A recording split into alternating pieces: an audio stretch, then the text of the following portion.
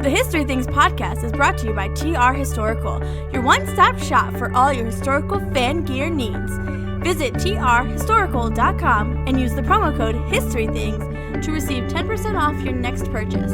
Thanks for listening. Now let's start the show.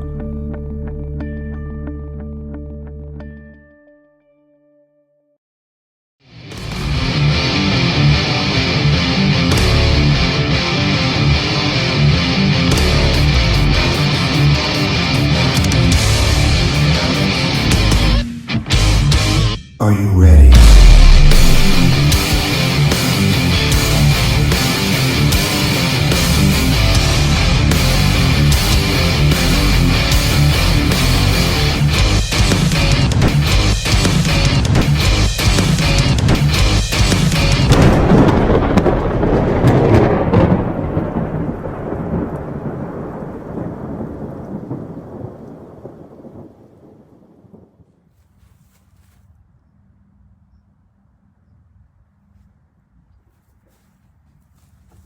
All right, everybody, welcome back to the History Things podcast, field video exclusive, sponsored by TR Historical.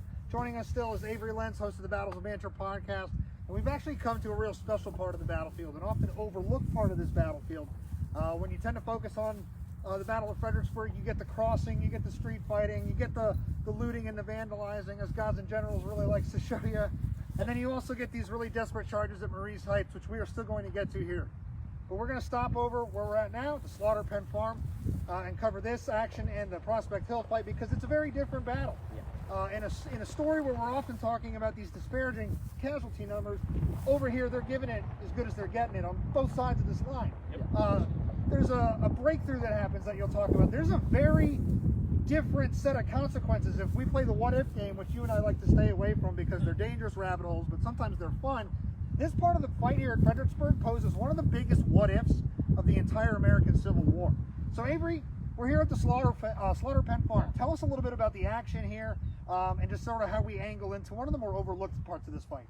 So this is where a large portion of the Union Army will be concentrated. These are the guys that had no problems at all crossing on December 11th. It is the Left Grand Division under William B. Franklin. It contains the Union 1st Corps under John Reynolds and the Union 6th Corps under John Newton. And is it Smith? I think Newton's still a division commander. I always Old Baldy is the guy. Yep. William Old Baldy Smith. Yeah. Baldy Smith. Baldy Smith. So yes, Baldy Smith and Reynolds make up the Left Grand Division. Total, with some elements of the Center Grand Division under Hooker, you're going to have about 65,000 Union soldiers in the lowland before the heights behind us. So behind us, actually, one thing I forgot to mention, overall, the hills here overall are known as Marie's Heights. They stretch for about 5 miles. The Confederate defenses will be on 5 miles of hills. And so when we get over to the stone wall area, that was Willis Hill. But here on this front, in this sector of the battlefield, our target is going to be primarily Prospect Hill. That's the extreme right of the Confederate Army. That's Stonewall Jackson's 2nd Confederate Corps. Behind us, they would have been taking cover mostly in the woods, or at least on the tree line on the tops of the hills. It's actually a pretty decent defensive position, except for one part. It's on the section of the hill where a finger of trees actually extends out into the open ground where we are standing. This is going to offer a great shield, if you will, for advancing troops. But that's not even the biggest part. Before you get to those woods, before you get to the hills, there is a railroad cut over here. The Richmond, Fredericksburg, and Potomac Railroad ran right through the battlefield. So there is a significant railroad cut that these troops will have to get across. Confederate skirmishers will be using that railroad cut as cover as the Union forces come up. And the idea is here that a pretty large force of Union troops will punch into the Confederate defenses and attempt to make a breakthrough. But this is where this battle kind of gets confusing and where at least the commanders started to get their orders confused.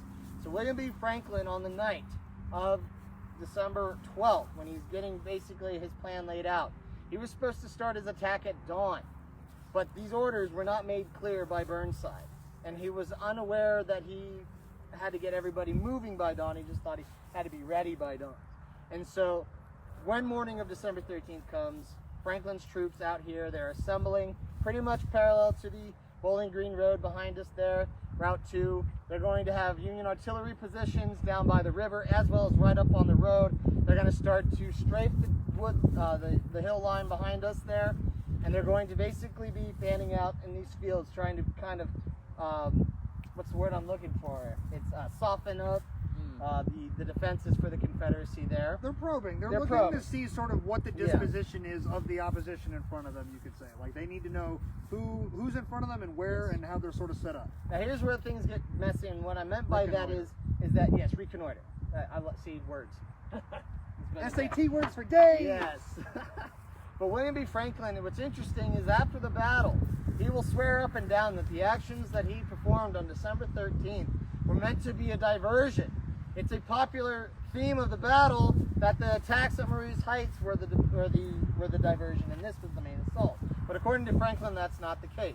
So there we are seeing a confusion in the orders. And Franklin is not getting clarification from General Burnside because Burnside's not on this side of the river. And Franklin makes no real attempt to reconnoiter with him to reconfer what's going on. So there is somewhat of a confusion. There isn't going to be a main thrust. That could be why there are only 2 main Union divisions going forward in the Union First Corps. Their 3rd Division under Abner Doubleday, he's going to head down south of us for about another mile. He's going to reach a series of crossroads because there had been Confederate artillery under John Pelham who had been harassing the left flank of the Union line. So Doubleday, yes, with one gun. Yep. And so to take out one gun position, a whole division, nearly 6,000 Union soldiers, are going to head down to that crossroads. Go get them, boys! But what's interesting about that is that is going to unravel a series of events that just it's so juicy in how everything unravels. Because as Doubleday moves south, observing his movements is General Stonewall Jackson. And Jackson sees Doubleday, a large force, moving down to his south, moving down towards his right flank, with Pelham falling back. It appears that the Union are going to try to make an assault further down on the flank, that the main attack will not actually come at Prospect Hill itself. And so what will he do? He takes a whole division off of his line. He puts a gap in his line. That's going to be the division of Daniel Harvey Hill. He's going to move him around to a place called Hamilton Crossing to contest Doubleday. What this does is it leaves a gap in the line. He leaves 1 brigade up there on D.H. Hill's position, and that is going to be the South Carolina Brigade of Maxcy Gregg. He has been pictured with a pirate hat. That's what he was known for. I know Pat likes that.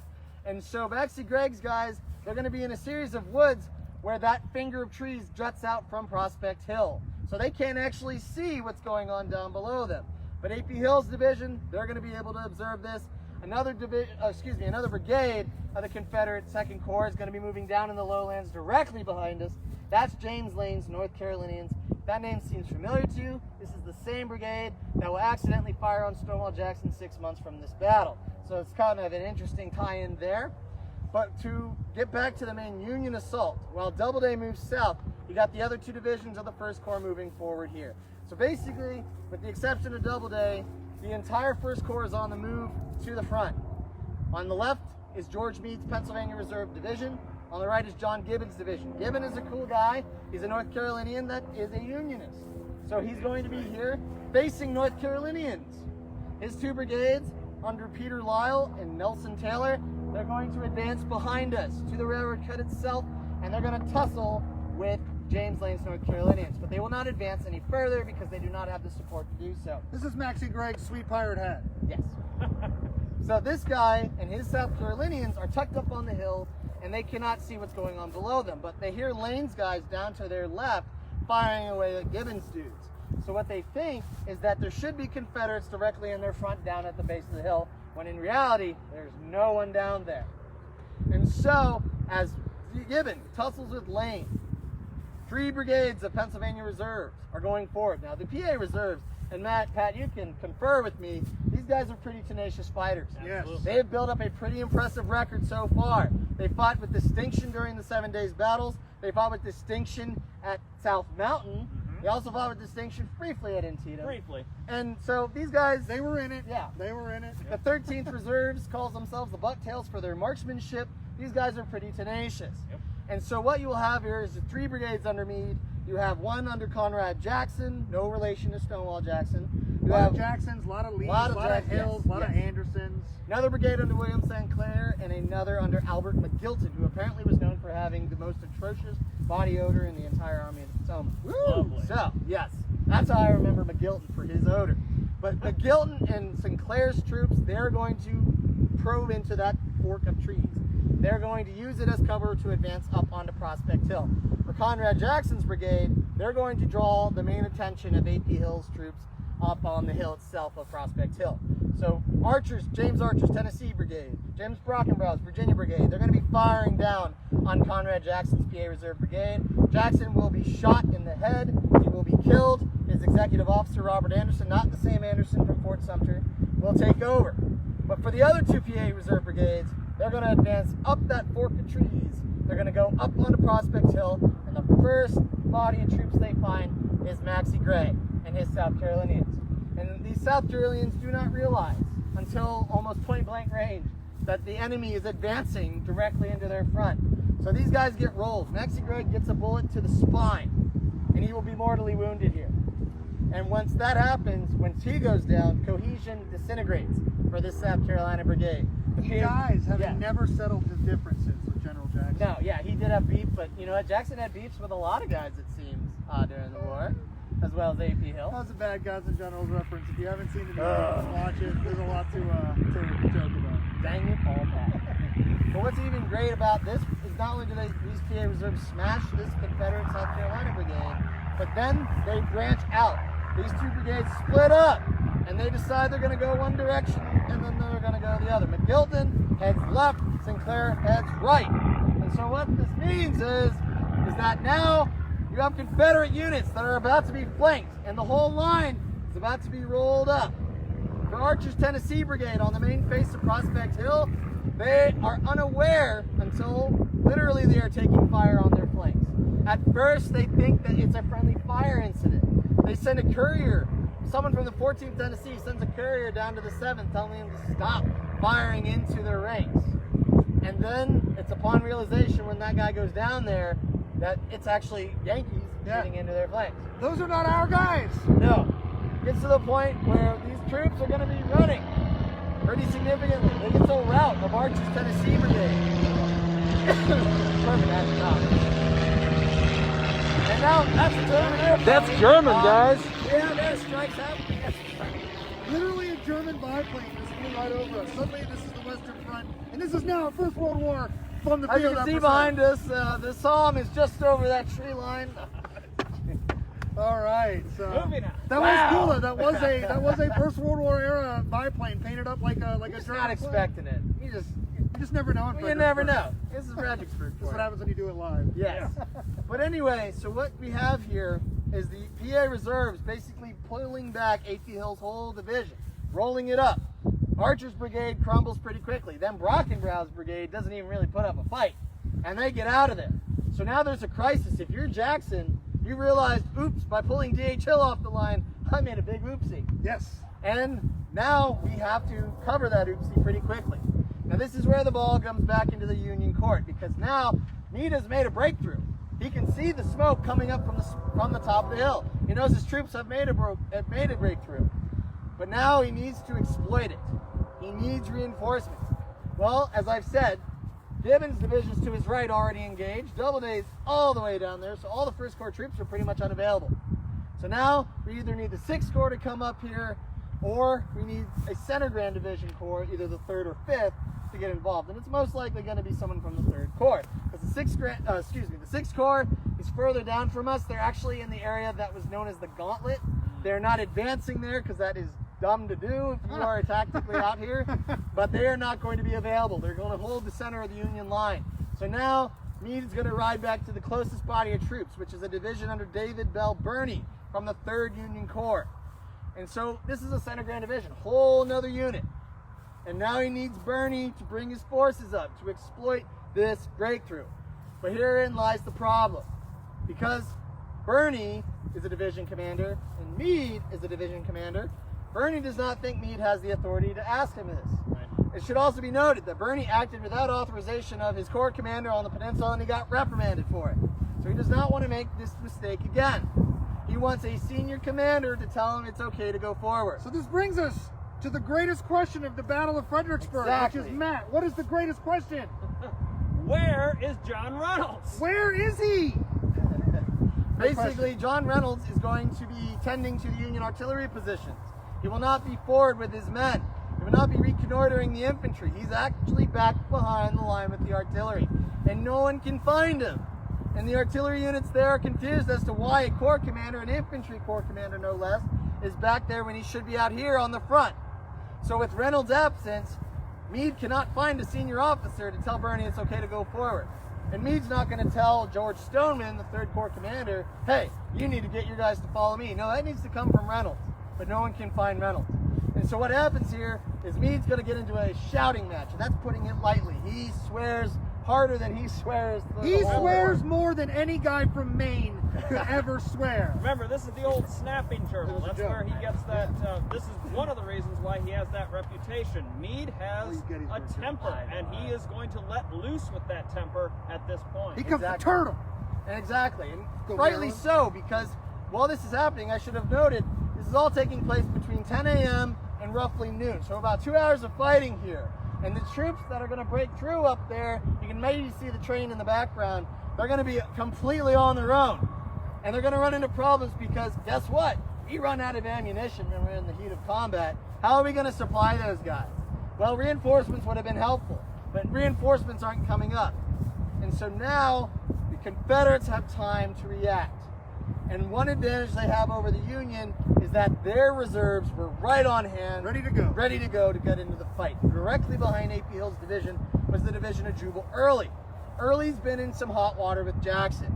He has been reportedly drinking during the march to Fredericksburg. Yeah, he was hanging out with Jim Beam and Johnny Walker and those guys. And Jackson, who is a devoutly religious man and anti-alcoholic, basically rode up on him, and things did not go well. He said, "You're on my list." Yes. So Early's trying to get back in Jackson's good graces, and I would argue that he probably does a pretty good job of that here on December 13th. Because Early is going to counterattack with 2 brigades, mostly Georgians. They're going to punch into the PA reserves, and they're going to brush them off the hill. And that's mostly McGilton's brigade. The other brigade under Sinclair will be wounded. His subordinate William McCandless will take over his brigade, and they are going to be pushed back as well from units under Tolliver.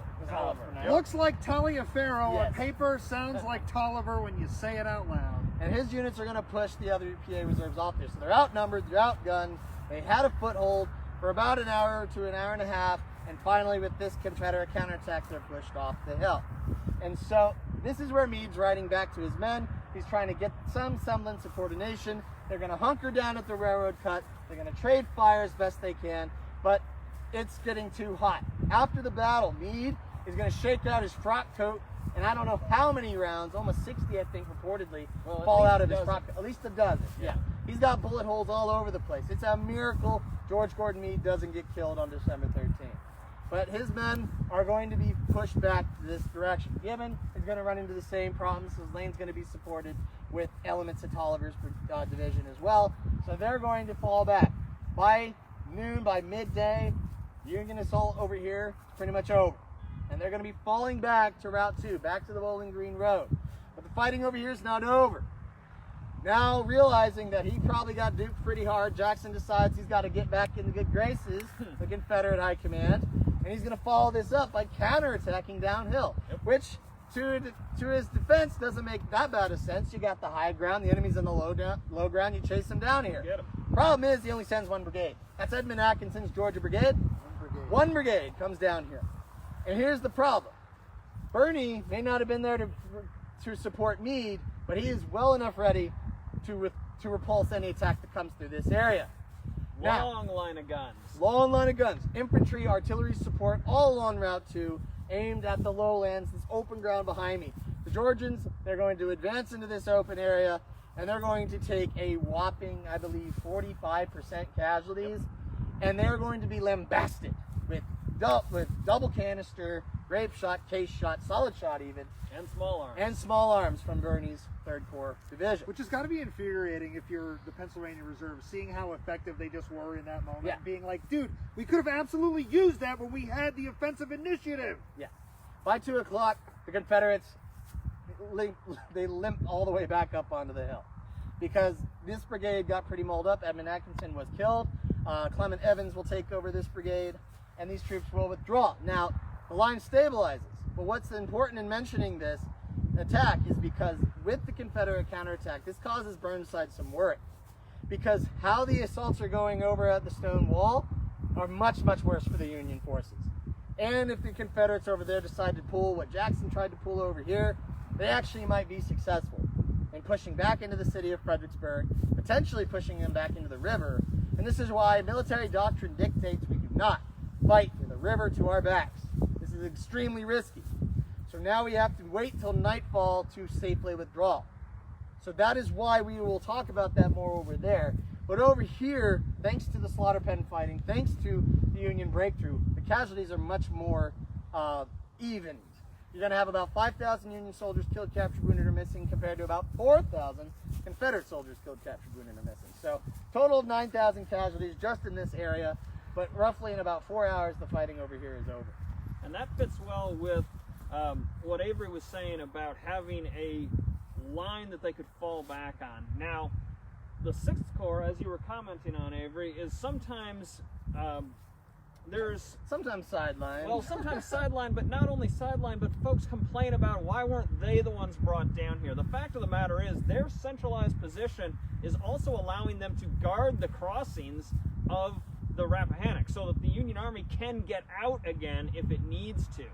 Now, beyond the fact that we have the troops fighting down here, we've got a lot of famous units that are fighting down here. Absolutely. Okay, you've got James Archer's boys, you've got of course, the Stonewall Brigade, you've got the Iron Brigade, and I'll talk about them in a minute, but we've also got one of the more grandiose units, one of the more fantastical, if you will, units, 114th Pennsylvania Infantry, the Cullis Zouaves. I think we've got an image of them too. I think you got that one. Nope, it should be. Do I have that one? Yep. But no. Is it one? They are going into their first combat as a full-size regiment here at Fredericksburg. There had been elements of them fighting at Antietam earlier in the year, but the 114th has that full Zouave uniform, and they're going to go in masse here at the fighting down near Slaughter Pen Farm. Hey, now don't worry about the images, guys. I know we were checking the comments during the lunch break here. I know a lot of you guys are wanting to see the images up close and personal. When we're all wrapped for the day, I'm going to post all the images we've used in the comment sections of the various videos. So definitely appreciate you guys wanting to see the images. Hang tight. We heard you. We'll get them out to you a little later this evening. Now, for you Iron Brigade fans, you've probably heard Avery mention Gibbon a lot.